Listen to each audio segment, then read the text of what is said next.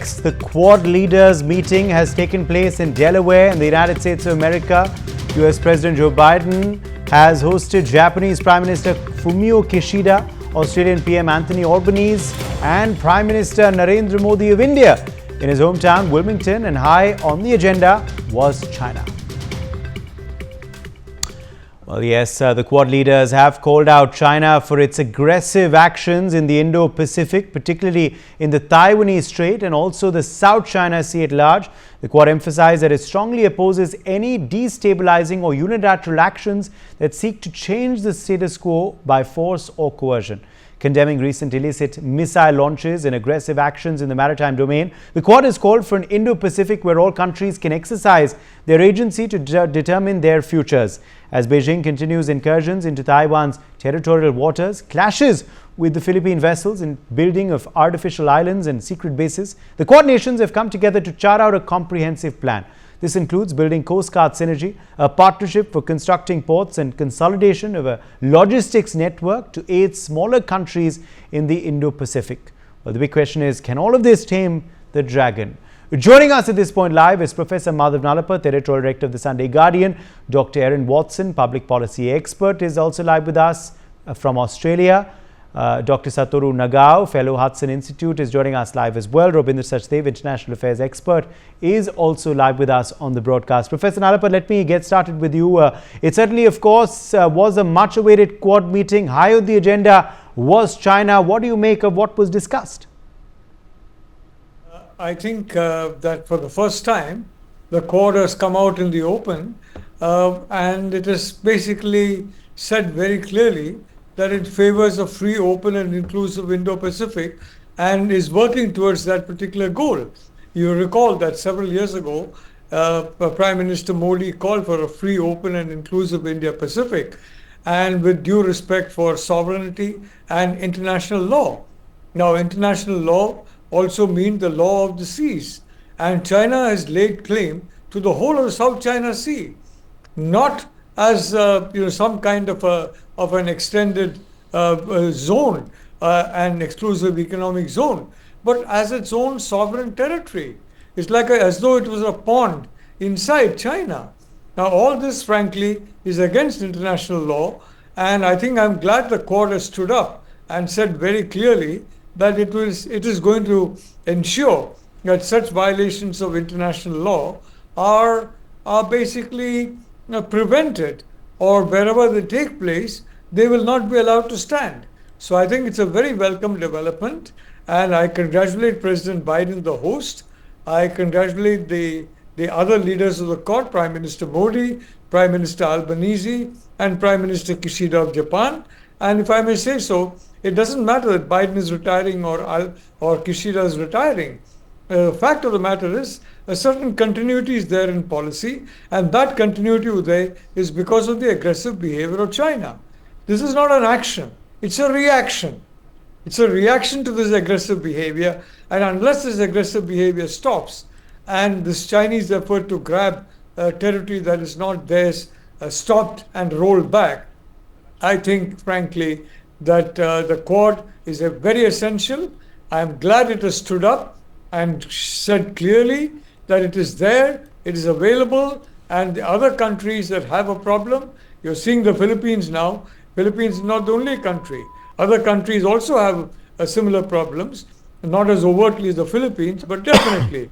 India has a major problem on its northern border. So from that point of view, I would say this is a very welcome meeting of the Quad, and I regard the Delaware Declaration as the 21st century equivalent of the 20th century's Atlantic Charter. Thank you, Uday. Yes, let me also, in fact, quickly now rope in Dr. Erin Watson. Dr. Erin Watson, clearly China, top of the agenda. Taming the dragon, of course, is something that the Quad countries are looking at, particularly in the Indo-Pacific waters. What do you make of the the points that were, of course, discussed between the leaders in Delaware, and what do you believe is the outcome, the main outcome of the meeting, according to you? Yeah, so I think that this language around free and open Indo-Pacific is nothing new for Australia, right? Like, we've been talking about this for a very long time. So yes, from a Quad perspective, but from an Australian perspective, It's not anything radical or anything new. And I do think it's tricky for Australia, right? Because Australia has attempted, under Anthony Albanese's government to really bring that relationship for Australia out of the freezer, as we call it, between Australia and China. China being our biggest trading partner, and any sort of forceful language on China makes it hard then for Prime Minister Albanese when it comes to trying to, broker this relationship again, which was really a key part of his government when he came into power a couple of years ago. So on one hand, it's nothing new. On another stroke, it makes it quite difficult, I think, for Anthony Albanese. I think what's really interesting, out of some of the things that have come from this summit are, the vaccine that's going to be rolled out in terms of cervical cancer across the Pacific. Like, these are really tangible outcomes for the Quad that we're talking less about, whereas the China piece, it's not new from the Australian perspective. So it has been. It's going to be an interesting summit for Albanese. But I really, the thing I want to point to is this really tangible outcome around the cervical cancer vaccine that will be rolled out across the Pacific as a Quad collaboration. I think things like that are really powerful of what the Quad can achieve. Yes, let me get into Dr. Nagao's perspective as well. Now, Dr. Nagao, according to you, what was the stress point, the focus point this time of the Quad meeting in the United States of America, and which direction do you see this grouping now headed? Thank you very much. When we checked sixth last Quad summit and eighth foreign minister meeting of the Quad members, step by step, the security cooperation has progressed much. Indeed, originally, this has started based on maritime security. But now we can find many areas of the cooperation related with the Air Force or airlift cooperation. And even if the joint statement mentioned this airlift cooperation is only for the disaster management, but airlift capability and sea lift capability is directly linked with the power projection capability. So if the Quad can cooperate the airlift and the sea lift capability in any area in the Indo-Pacific, this means that Quad can deploy any military forces any part of the Indo-Pacific. So that's why this time the cooperation of the Quad Indo-Pacific Logistics Network Pilot Project. This is very important. This is the cooperation of the power projection. And this is a cooperation they mentioned more rapidly, effectively across the Indo-Pacific region. So that's why this is a very important pressure to China. China needs to find this sentence as a power projection capability of the Quad. So this is good achievement, I believe. Thank you. Rabindra Sachdev, a lot, of course, was agreed upon in this Quad meeting. Do you believe this is going to clear the pitch for China in the contentious Indo-Pacific Sea? What do you make of all that was top of the agenda of the Quad grouping yesterday? Thank you so much, Uday. A pleasure to be with your esteemed panel. Yeah, I mean, this Quad, it seems to have come out with some pretty interesting and tangible steps, actually, the way I would look at it. And I'll break them into two categories. One is the territorial expansionism perspective of China to buffer that. And the second is the market expansion of China. Right. I'll quickly talk about the market expansion and how it's being sought to be limited in terms of supply chains being developed. And there's been a talk and a lot is happening, semiconductors, chips, green tech, hydrogen, etc., whatever, etc., right? Vaccines, as Erin Watson was mentioning. So these are the ones, where you're trying to prevent China from getting market. And the issue of technology standards, the wars of the future are going to be and are about the standards. It's not only a race of technology, who develops the best, mousetrap or whatever right now, but which standard will the technologies run on? So that's the core battle out there, right? So those are the issues on which it seems some progress is there.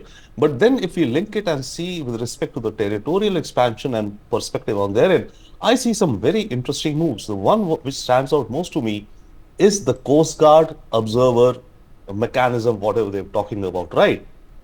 That the coast guards of these four countries will be running, survey operations across this region wherever they can and expanding out. That's pretty interesting. Secondly, linked to it, I think, which Dr. Nagao was mentioning about the issue of ports and airlift.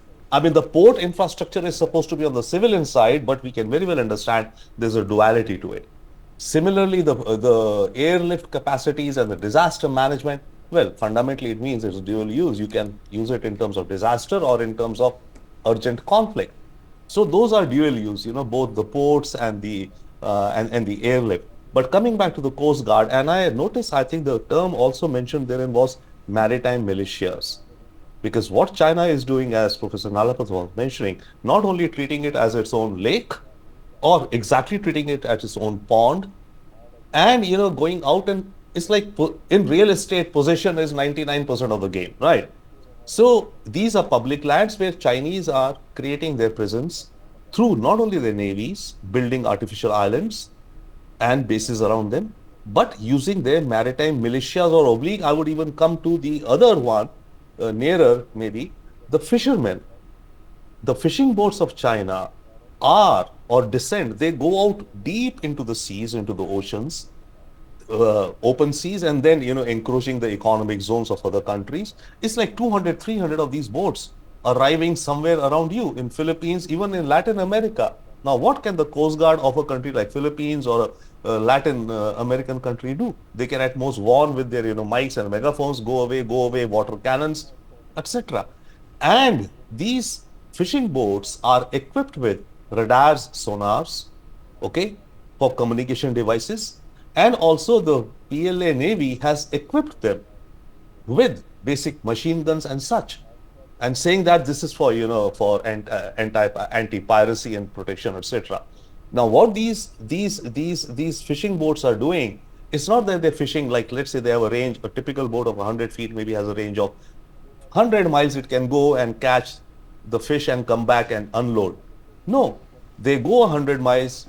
They offload their cargo or their catch on a mothership standing there. They refuel, take water from the mothership. The crew rests for a night like a hotel in the middle of the sea. And then this fishing boat goes another 100 miles ahead. Okay. And then there's another mothership there. They offload their catch. From the mothership, there are ferry systems running back to China, which are bringing the fish back to China, and at the same time, these boats are going ahead and ahead and ahead. That's a very smart, I would say, actually, honestly, operation that the Chinese are laying out. So this Coast Guard observer survey and all by these Coast Guard of these four nations, one, at least you'll get an idea to map out what's happening. Right. And secondly, it's not only, what we are seeing on the surface of the waters, there are things happening underground also. Forget the submarines, the underwater drones, which are mapping out the seabed. So all of that, while it's happening, that has to be at the least, at least known or monitored, or one has to know what in the world is happening. Otherwise, it's a black box out there. So this Coast Guard initiative, I think they're calling it some sea observation Coast Guard initiative, whatever, I find to be, and it's a concrete step. Okay, let me in fact quickly go back across to Professor Nalapat. Professor Nalapat, how will China be viewing this meeting and its outcome, particularly all that has been agreed to by the four nations? Look, the fact of the matter is China has got away with a lot. The South China Sea, for example, now it has grabbed so much of the airspace and sea space of Taiwan and is threatening the land space. It has gotten away with a lot, and mainly because of the lure of money, the lucrative lure of money on certain mercantile elites in different countries. So they co-opt the elite, and then the elite serves to basically ensure that there is no response to activity that's clearly aggressive. Now, these are not fishing boats. These are, in effect, a wing of the PLA Navy. And they are militarily equipped. They're also, no, the fishermen are also, quote unquote, are trained in warfare. And from that point of view, this is the front line of defense. Now look at this kind of fishing behavior. The fact is that wherever, even in oceans where the fish are protected, where there are quotas set for different countries, the Chinese just ignore these quotas and they take as much as they can. This is highly predatory behavior. And this needs to stop for the sake of the world, for the sake of sustainability. It has to stop. And of course, from the Quad point of view, I agree with Dr. Watson that the vaccine is important. India is giving 40 million doses of vaccine. That should account for a sizable portion of the vaccine needed. I would also put stress on something like fusion energy. If India and the United States can get together and quickly ensure that we have nuclear fusion up and running, you will have an inexhaustible source of cheap energy. The Chinese are already making steps in that direction. The Russians are making steps. And India has been lagging behind partly because of US pressure, but now it's been going very fast ahead over the last 5 or 6 years under Prime Minister Modi. And it's important that the United States and India work together, because if fusion energy is unlocked and if a hostile country does it, they have an inexhaustible source of cheap power. You can use it to power submarines, all kinds of craft all over the world. Lights, lighting systems, all kinds of uses of energy. It will be as significant as the discovery of electricity. And this will come at a very low cost. So I think it's important for India and the US to jointly work together to crack the code on fusion energy and to ensure that the fusion revolution belongs to democracies rather than to the autocracies. Thank you, Uday. Okay, let me also quickly then take that to Robinder Sachdev. Robinder, where does the grouping head, from here now? Which direction do you believe has this meeting given the Quad, and where do you see things headed, for the next meeting? I think the nature and the context of this meeting, because it was to be hosted by India, couldn't happen because of scheduling conflicts and all, ended up being in the US, in a certain environment when President Biden is outgoing, Premier Kishida is outgoing, and the next one is in India. So the way I look, if I were to see that way, I see this going, definitely this done. I think a lot of consolidation and forward momentum would be there in the next meeting.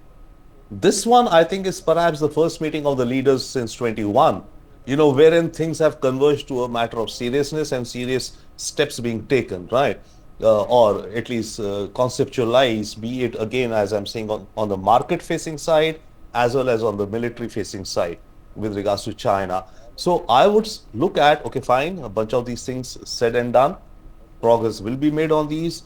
But I think the next meeting, which will happen in India, maybe in the next 6 months or whatever, or 9 months, would see a consolidation of these, as well as a fresh further momentum, because you have a new president, Trump or Harris, and in Japan.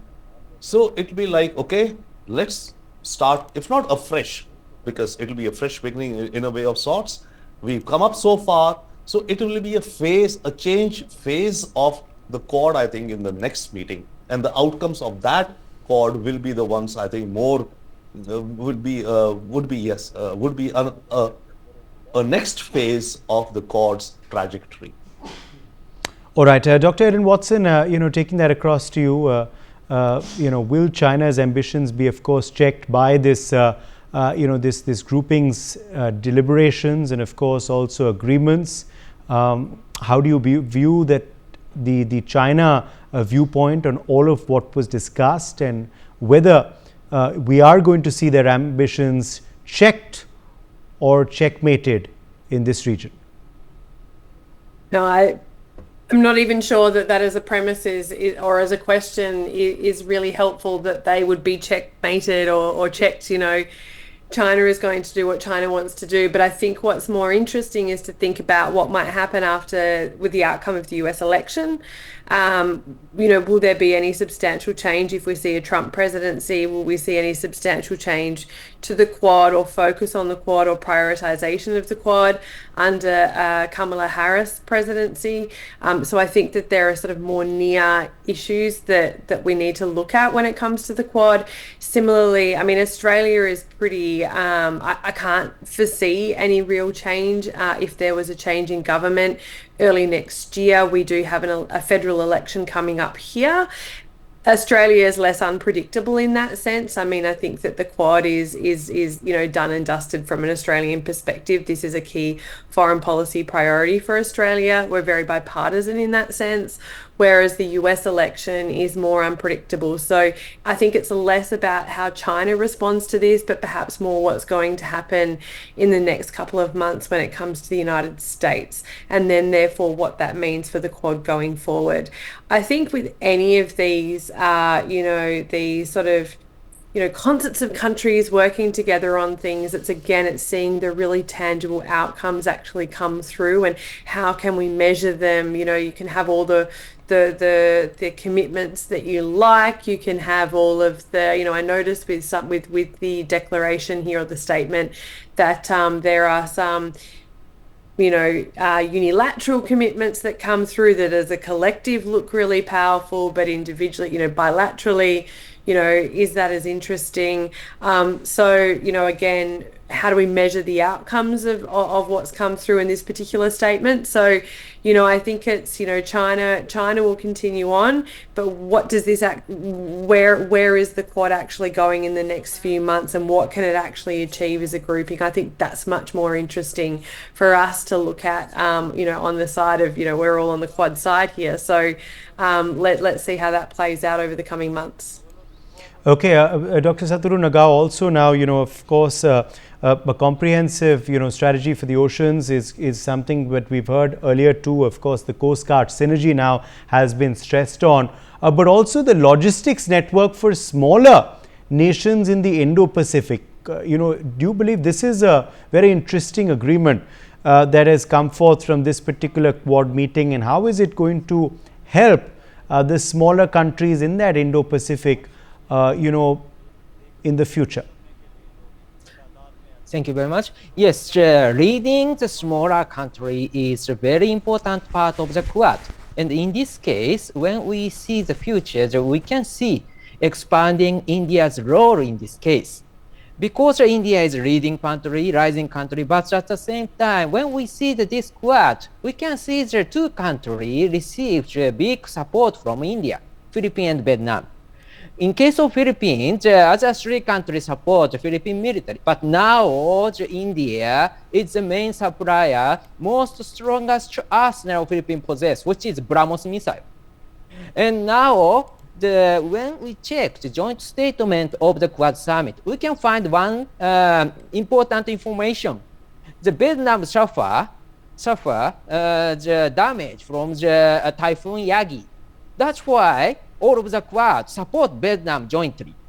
So now Quad is a very important supporter of this small country. And in this case, rising India is leading this initiative. Because in the past, we cannot see so much, but now India can do, and India is really doing. So that's why expanding India's role is a very important aspect of the Quad. I mentioned about the Quad is changed from the sea to air, but in this case, the same thing we can say, because India conducted the joint exercises, Malabar and Milan. Both are naval exercises, all of the Quad joint. But from this year, India conducted Taran Shakti. This is Air Force exercises, all Quad members join. So that's why India is leading this move. India is leading in the Quad. India is leading country to support smaller countries. That's why expanding India's role in the Quad is the most important part of the Quad, I believe. Thank you very much. All right, Professor Nalapath, I'll leave the last word to you on where things move forward for the next meeting and, of course, the future. Look, under Prime Minister Modi, India has had a very consistent position, and that is he wants a secure, inclusive Indo-Pacific where no power can challenge the sovereignty and the rights of any other power. And he is very clear on that. And he has worked, for example, you have a lot of talk in ill-informed circles in some parts of the world. Oh, India is still non-aligned. Look, we joined the Quad. We signed all the foundation agreements in defense with the United States. We are participating actively in defense. For example, India and the United States have more military exercises with each other than either country has with any 2 or 3 other countries combined, including the case of the US Western countries. India and the US are now emerging as very important military partners. And the defense and security component is important because you can't have economic development without security. You can't have prosperity without defense. And India and the United States are 2 biggest democracies, and I'm very happy to say this particular meeting indicates that both are working on the same page on matters of defense. And I've long said, when you hear some frankly surprising remark from the State Department or some other US, maybe a US politician, don't worry, the Department of the US, the defense in the US gets it. The Japanese, right from the time of Shinzo Abe, have got it. India under Prime Minister Modi gets it. The Indo-Pacific is too important a waterway to be allowed to be usurped by any predatory power, and the 2 large democracies and this very, very important country in Asia, Japan and Australia, these 4 countries are working together for that common purpose. I'm very happy, Uday, about this particular meeting, about this particular declaration. I didn't really expect it of President Biden, frankly, and he has surprised me, certainly, and in a very welcome way. For more such videos, subscribe to the NewsX YouTube channel, hit the bell icon.